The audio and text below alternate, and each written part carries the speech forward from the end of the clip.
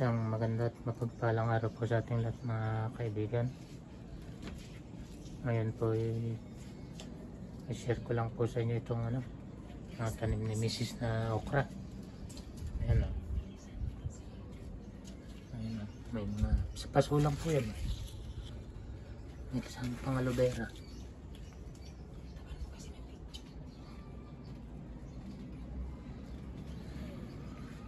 Yan po yung isang okra, bata pa, hindi pa nagbubunga yan. May sili pa sa ilalim. Ay, mga malunggay po. Pagka nakakalibre na kami sa malunggay, ito naman yung grapes. Yan na.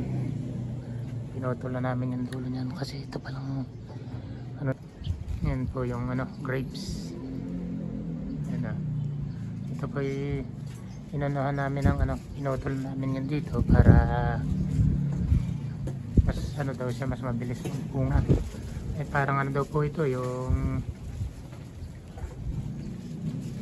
dito mulberry. Yan, pag pinutol mo kasi yun, pag tumubo yung mga niya, sanga, kasunod bulaklak.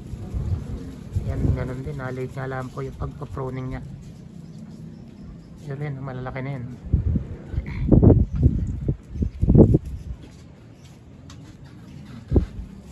Kalamansi. Ayan. Tapos yan yung rose. Yan. Ito yung paboritong halaman ni Mrs.